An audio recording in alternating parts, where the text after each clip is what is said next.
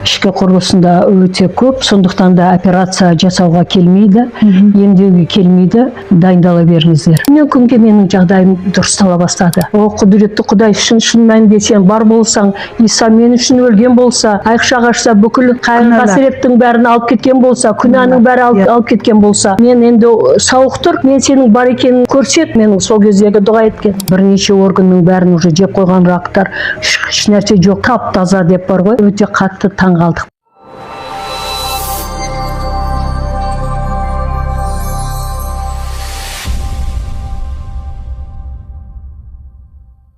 Сәлеметсіздер ме достарым? Бүгін мен Рита апайдың үйінде қонақтамын. Рита апай бізді шақырды, өйткені мен куәлік алғым келді, естіп жатырмын. Рита апай маған хабарласып, сосын жаңа өзі айтып берді, что рак ауруынан Құдай оны емдеді. Сол үшін мен Рита апайдан куәлік алайын дегем. Қалай емделді, кім емдеді, қалай ол болғаны сонда? Соны маған Рита апай толығырақ айтып берсеңіз, қалай сонда сіз рактан емделдіңіз? Достарым, басталмай тұрып, пожалуйста, өтінемін, лайк басып, және комментария жазып, достарымен бөлісіңдер. Көптеген адамдар осын тыңдасын. Қалай сізді Құдай рактан емдеді? Мен 1997 жылы, сол уақыт бір жарты жыл, бір жылдың көлемінде өте қатты ауырдым. Бармаған дәрігерім жоқ, неше түрлі халық емшілеріне бардым. Қай жерде қандай жақсы тәуіп бар десе, не болмаса дәрігер бар десе, сондай жүгірумен болдым. Сол уақыт өте түсіндім, менің халім өте нашарлап бара жатқанын. Яғни сол кезде обследование өткен уақытта маған айтқан жоқ, бірақтан Қайрекеңе жолдасым айтыпты. Рак, метастазы ішкі құрылысында өте көп, сондықтан да операция жасауға келмейді, емдеуге келмейді, дайындала беріңіздер. Бір-екі ай өмірі қалды деп айтқан екен. Ал маған дәрігер айтпаса да мен өзім сезініп аттым. Өйткені қол аяғым бәрі күйіп жанып, денем бәрі күйіп жанғаннан қоярға жанымды жер таппай, сондай қатты қиналуда болдым. Сол кезде балалар жас, үлкен ұлым Шайкеновтың заң университетінде 1-ші курста оқиды, ал кіші ұлым 4-ші класста ғана. Өмір деген өте тәтті ғой, тастап кеткен келмейді. Сондықтан Құдайға оншалықты жақын адам емес едім, бірақтан сол өмір мен өлімнің арасында болғандықтан білесің ғой, өйткені өмір бар жерде өлім бар. Өлім бар жерде тозақ бар, жұмақ барын білетінбіз. Өйткені мен университетте жұмыс істеп жүрген уақытта біздің кафедрада атеизм беретін философия, научный коммунизм сабақтары берілетін. Ал мен основы политэкономиядан кейін перестройка кезінде основы экономических знаний, основы бизнесадан беріп жүрдім. Енді бұлай бір қарағанда көзі ашық, жүрегі ояу адамдардың біріміз ғой енді. Атақ бұлай Құдайды қаншалықты Құдайдың соңына түспесең де, жаны қиналған уақытта бәрімізде, яғни Құдай жоқ деген адамдардың өзі, о, Құдай қайдасың дейді. Сол адамдардың бірі мен едім. Жаным қиналған уақытта, о, Құдай қайдасың деп айтатын уақыт келді сол кезде. Сол кезде мен Иса туралы естідім. Иса ол құтқарушы, Құдайдың баласы, ол күнә жасамаса да 33 жыл өмір сүріп, бүкіл адамзат баласының күнәсін арқалап кетіпті дегенді естідім, таң қалдым. Яғни есту арқылы менде кішкенте үміт пайда болды. Яғни бүкіл күнәні, бүкіл ауруды, қасіреттің бәрін егер ол арқалап кеткен болса, яғни менің де осы аурудан тірі қалуыма мүмкіндік бар екен деген ойда болдым. Сонда сіз қалай Иса арқылы емделдіңіз бе? Сол естігеннен кейін, Иса туралы естігеннен кейін, мен Құдайға сол кезде дұға еттім. Мысалы, о, Құдай, шын мәнінде сен барсың ба? Егер балаң Иса мен үшін өлген болса, егер бүкіл күнәні менің бүкіл аурулардың бәрін алып кеткен болса, айықшағашта өліп кетті дегенді естідім да. Яғни содан кейін 3 күннен кейін Құдай оны тірілтіп алып, Құдайдың оң жағында отыр дегенді естідім. Содан кейін яғни оған сенген адам, мысалы, оның өліп тірілгеніне сенген адам жаны тозаққа түспей мәңгілік өмірге ие болады деген, мысалы, сол киелі жазбадан аяттарды айтты да. Жохан 3:16-ны мысалы,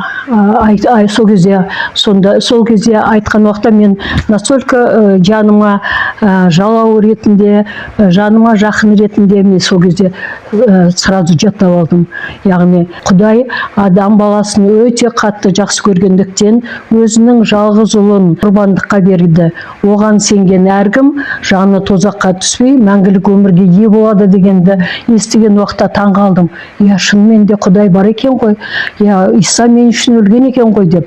Сондықтан Құдайға айттым: Құдай, шын мәнінде сен бар болсаң, осы өлімнен мен аман қалсам, мен осы сенемін. Сенің өмірімді сенмен ары қарай жалғастырамын, сенің жолыңа түсемін деген Құдайға сондай уәде бердім.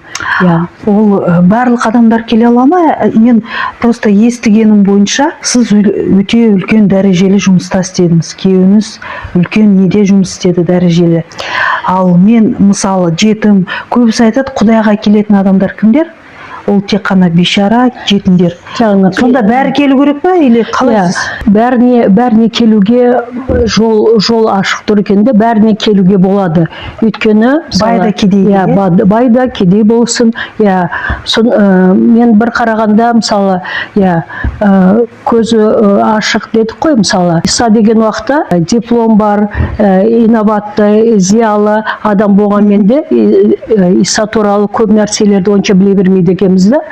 Яғни сол Иса ол құтқарушы, ол Иса ие, ол Құдайдың баласы деп, мысалы, баласы болғандықтан да 95-ші жылы Қайрекен Мәдинаға қажылыққа барып келген.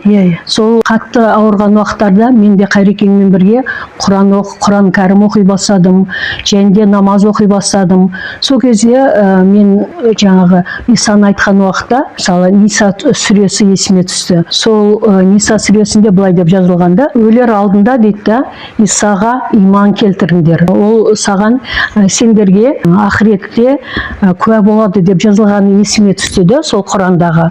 Содан кейін барып тағы да Мәида сүресінде жазылғанда, мысалы, Таурат, Забур, Инжилді оқымағандар дәнең емес, толық орындамағандар дәнең емес.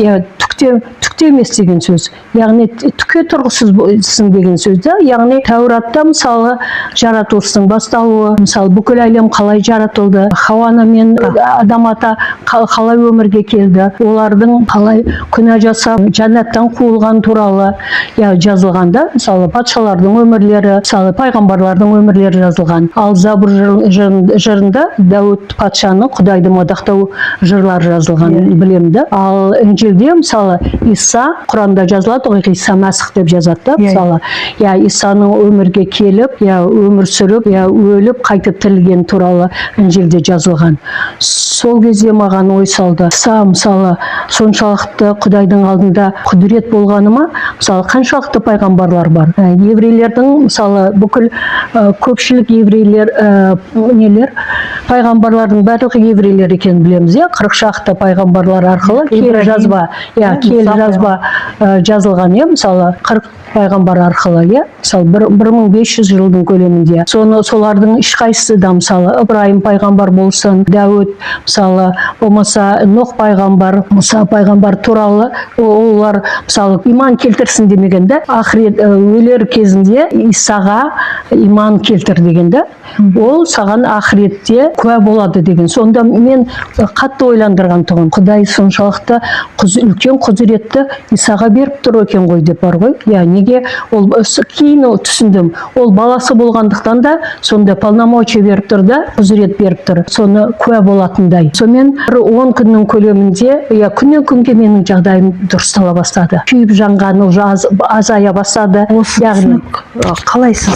Мен жаңа Құдайға дұға еттім ғой енді. Ол кезде енді дұға етуді жан айқайы болып тұр да менің жүрегімдегі. Өлгеннен кейін қайда барам? Я бала шаға, жолдасым барлығы осында қалады деген, әке шешем қалады, туған туыстарым деген.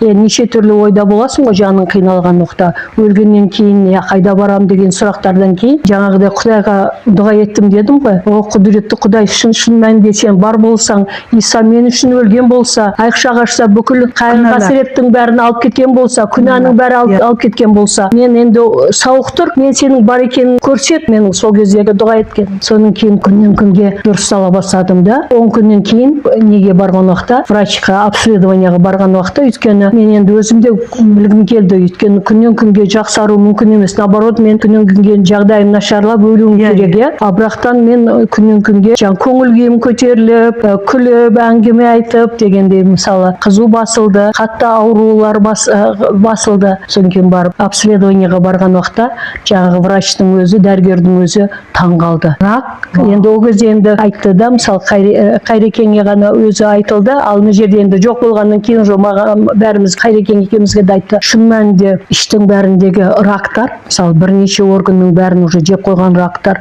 еш нәрсе жоқ, тап-таза деп бар ғой. Өте қатты таң қалдық. Қанша жыл бұрын болған? 97 жылы 28 жылдан астам уақыт өтіпті содан бері. Бір жыл емес, 2 жыл. Жоқ, 1-2 ай өмірі қалды деді. 1-2 ай қалған. 1-2 ай өмірі қалды деген. Почти. Сонда содан кейін уже Құдайдың сөзін, киелі жазбаларды оқи бастадық.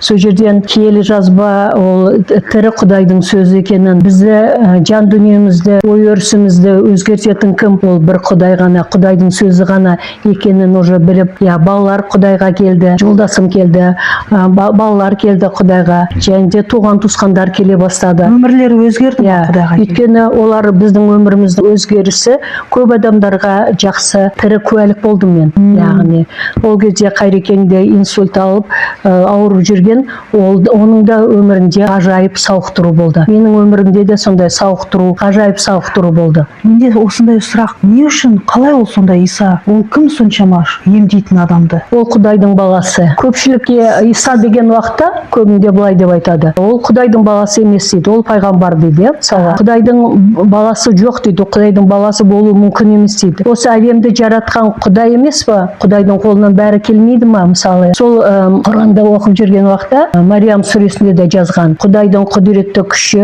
Құдайдың рухы келіп, таза Мариямның құрсағына түсіп, содан Иса Мәсіх өмірге келді делінген. Яғни, ол жерін оқыдым. Мен сол арқылы, мысалы, Құдайдың баласы болғандықтан да жаңағы құзыретті Құдай, жаңағы Құранның өзі растап тұр ғой. Мысалы, ақыретте егер иман келтірсең Исаға, ол куә болады деп тұр. Сол арқылы, мысалы, Құдай ол өзінің баласына соншалықты үлкен құзырет, полномочия бергенін білдім да. Және де мен Құдайға дұға ету арқылы, шын мәнінде Иса мен үшін, бүкіл адамзат баласының күнәсі үшін өлген болса, яғни ол Құдайдың баласы. Егер Құдайдың баласы Құдай болмайды ма? Егер менің балам, мысалы, Қайрекеңнің баласы, оның фамилиясын алады, және де Қайрекеңнің баласы болады, мысалы, әке жағынан. Әке жағынан, сондықтан да Құдайдың баласы болып тұр. Барлық адамдар келе ала ма Исаға, или тек қана? Былай айтқан уақытта, мысалы, осы дін дейміз ғой, мысалы, 2000-нан астам дін бар, мысалы, әрқайсысы Құдайға барамыз деп, мысалы, біреулер сиырды Құдай етіп алып Индияда 1000-нан астам Құдай бар емес па, Құдайға құлшылық етеді, неше түрлі куклаларды жасап қойып, икон құлшылық етеді. Яғни, сонда қазақтың, не орыстың, не еврейдің Құдай жоқ, бір ғана Құдай бар емес па? Сондықтан да бұл жерде әр адам тірі Құдаймен жарасуы маңызды. Біреу айға табынады, біреу күнге табынады, біреу тасқа табынады. Шын мәнінде Құдайға, тірі Құдаймен жарасу маңызды. Өте маңызды осы нәрсе. Яғни Құдай Құдай мысалы жаңағы иконға табынып атады, болмаса мысалы Буддаға, мысалы мүсінге табынып атады. Ал шын мәнінде Құдайға біздің мысалы не керек? Жүрегіміздің тазалығы керек. Әркім мысалы қабылдауына болады, тірі Құдаймен жарасуына болады. Маңызы, Құдаймен жарасу. Любой адам, әрбір адам Құдайға келуіне болады, жарасуына болады. Әрбір адамның құқығы бар, солай. Рита апай, сіз жаңа айтып кеттіңіз, мен университетте жұмыс істедім. Қай пән сабақ сізде болды және қанша жыл бұрын болған ол? 87 жылы Казгудың философско-экономический факультетін бітіргеннен кейін институтқа сол политэкономия, яғни саяси экономика саласынан сабақ беруге жіберді. Содан көп жылдар бойында, мысалы 20 жылдың бойында осы сабақ бердім. Кейін уже перестройка деді, кейін кооператив болды, одан бизнестер ашылды. Сол жерден мұғалімдікті тоқтатқан болатынмын. Ал шын мәнінде Құдай деген, Құдаймен жарасу, Құдайды тереңнен білу, осы Құдайға келгеннен кейін ғана күнделікті кергі жазбаны оқу арқылы, қарым-қатынас арқылы өзгере бастадық. Сонда сіз қанша уже Құдайға өзіңізді бағыштап? 28 жылдан астам уақытта біздің өмірімізде өте көп деген өзгерістер болды. Неге байланысты? Өйткені балаларымыз естіп, осы ортамыз есту арқылы Құдайдың сөзі тірі, Құдай тірі. Құдай нені жақсы көрмейді? Мысалы, Құдай аузымыздан шығатын дұрыс емес сөзді, мысалы, қарғыс сөздерді ұнатпайды, мысалы, күнәні ұнатпайды. Құдай адамзат баласының бәрін жақсы көреді, бірақ күнәні жақсы көрмейді. Мысалы, біз бала кезімізде бір оқиғаны есіме түсіп отыр қазір бар ғой. Ол кезде мектеп оқитын шығармыз, төменгі класстарда оқитын кезде көрші бір қыз тұрды да, ол жас үлкен, институт бітіріп келді. Және де сол кезде әңгіме шықты. Оның институт бітіріп келген аяғы ауыр екен деп. Содан кейін тұрмысқа шығатын жігіттің шешесі, мен ол қызды алдырмаймын, ол өйткені бастықтың қызы, лауазымдары жоғары болғандықтан ол дұрыс маған келін болмайды, сондықтан алдырмаймын деп баласына солай айтқанын естіген уақытта қызы у ішіп өлген есімде де. Сол кезде аудан емес, облыс бойынша шулаған болатын да, не деген сұмдық, аяғы ауыр болып қапты деп те, мысалы. Ал қазіргі кезде, мысалы, мектеп жасындағы қыздар, мысалы, 10, 11, 12 жаста баланы өмірге әкеліп атады, аяғы ауыр болып бар ғой. Көпшілік үшін қазір бәріне, көпшілік үшін ол нормально сияқты шынымен. Это не нормально ғой, мысалы. Сондықтан да Құдай айтқан екен да, мысалы, Мұса пайғамбардың кезінде айтты ғой, егер күнә жасайсың ба, құрбандық шал. Малдың қанын көрген уақытта мен күнәларыңды кешірем деп айтқан да. Күнә, сондықтан Құдай айтқан екен. Енді күнә өте көбейіп кетті, тереңдеп кетті. Сондықтан да малдың қаны күнәні ала алмайды.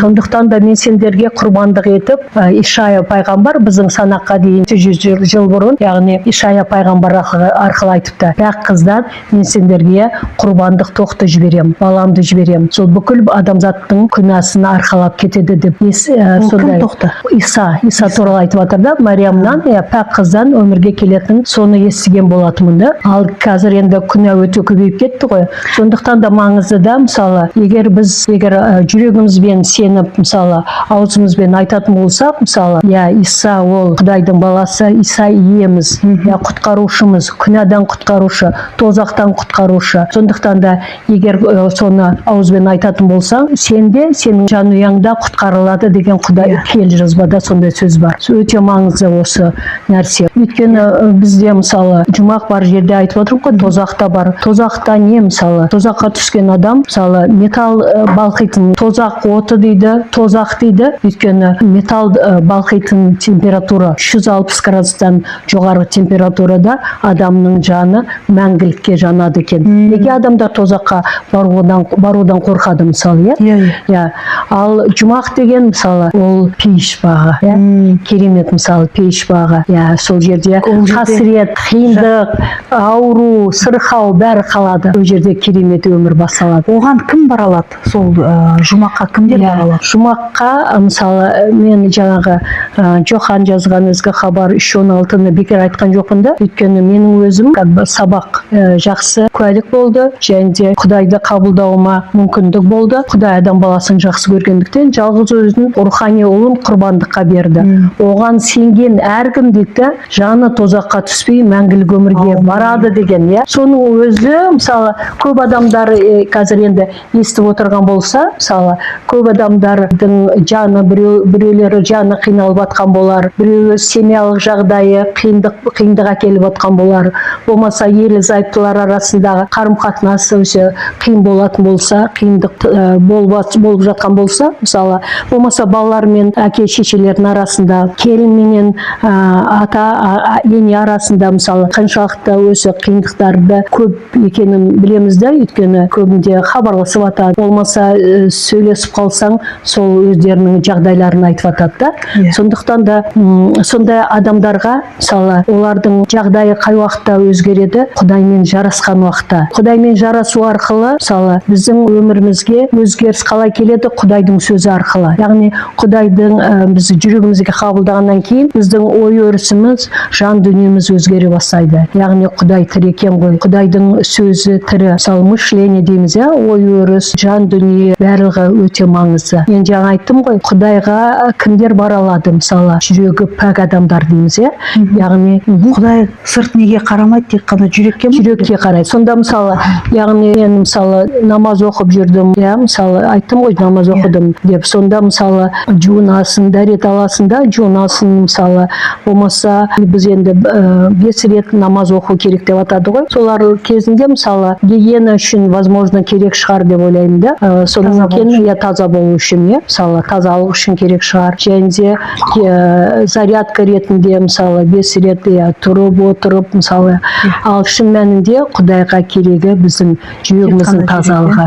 Жүрегіміз қаншалықты таза, солар тазалар бақытты дейді. Өйткені олар Құдайды көреді деген жазбада сөз бар, өте маңызды бар ғой. Бекер айтылмаған сол сөздердің барлығы. Өйткені біздің Құдайдың сөзі арқылы біздің күнделікті жүрегіміз сүйіспеншілікке толы болады, мысалы, қуанышқа толы, және де тыныштыққа толы. Көп адамдар ойлаймын, сол тыныштықты іздеп жүрген адамдар көп болса керек деп ойлаймын. Өйткені Құдай беретін тыныштықты ешкім бере алмайды. Құдай ғана береді. Тыныштық біздің семьямызда бар, Құдаймен жарасқан семьяларда бар. Сондықтан да тыңдап отқан адамдар үшін Иса деген ол пайғамбар, мысалы молдалардың өзін кейбір молдалармен сөйлескен уақытта айтады, ол кәтта пайғамбар дейді да. Енді Шымкент жақта, мысалы, біз Шымкент өңірінің тумаларымыз кәтта пайғамбар, үлкен пайғамбар дейді. Ал шын мәнінде ол пайғамбар да, және де Құдайдың баласы да. Ол адамның жанын тозаққа кетпей мәңгілік өмір беретін құтқарушы да. Өте маңызды, соны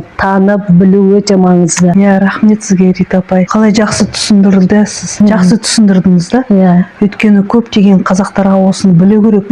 Мысалы қараңыздар, христиан, мұсылман деген, христиан болсын, мұсылман болсын, переводы, мысалы, арабшадан перевод, мысалы, мұсылман, мысалы, переводтаған уақытта, христиан грек тілінен аударған уақытта күнәдан кетіп Құдайға қарай бет бұру екен да. Шын мәнінде, мысалы, сол бет бұрып жатыр ма? Мысалы, христиандардың да, мысалы, неше түрлі христиандар бар, мұсылмандардың да неше түрлі мұсылмандар бар. Ал шын мәнінде Құдайға бет бұру өте маңызды. Күнәдан Құдайға қарай бет бұру, Құдайды тереңнен тану өте маңызды бүкіл адамзат баласы үшін. Өте рахмет сізге, көп рахмет, Рита апай.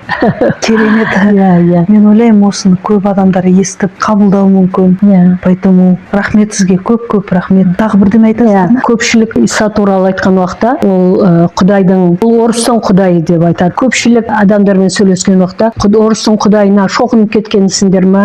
Болмаса, олар орыстың Құдайына шоқынған дейді.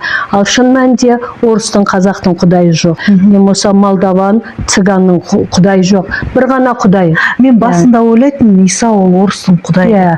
Өйткені орыстар киелі кітап, Библияны бар ғой, қолтығына ұстап, болмаса солардың қолынан көргеннен кейін көпшілік ол орыстың Құдайы дейді. Шын мәнінде ол орыстың Құдайы емес, бір ғана Құдай бар, мысалы, 2 Құдай, 3 Құдай жоқ. Сондықтан көпшілік көрермендерге айтарым, тірі Құдаймен кездесу маңызды. Өйткені өмірлеріңізге өзгеріс келеді, жаңару келеді, ой пікірлеріңізге, ой санаға өзгеріс келеді. Сондықтан да тірі Құдаймен кездесу, жарасу өте маңызды. Тыныштықты іздеп жүрген көпшілік үшін өте маңызды деп ойлаймын. Сонымен жаңағы тозақ дедік, жұмақ дедік.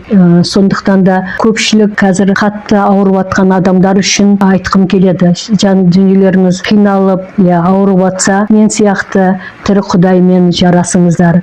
Тірі Құдайға мен сияқты айтыңыздар. Шын мәнінде Құдай тірісің ба, маған өмір бер. Иса, егер сен тірі болсаң, әрқайсыңыз сол Құдайға дұға етуге, Құдайдың алдына, Құдайдың тағының алдына келу өте маңызды. Жарасу маңызды. Ұзақ өмір сүрем десеңіздер, мысалы, Құдай әрқайсымызға, Құдай біледі қанша өмір сүретінімізді. Мысалы, Құдайға шүкір, мысалы, міне әлі дегенше, мысалы 70-ке, әлі дегенше 2 жылдан кейін 70-ке де келеді екенбіз. Ал Исаны білмеген болсақ, жараспаған болсақ, менің өмірім қысқарып, балаларым анасыз қалып, қалай болар еді?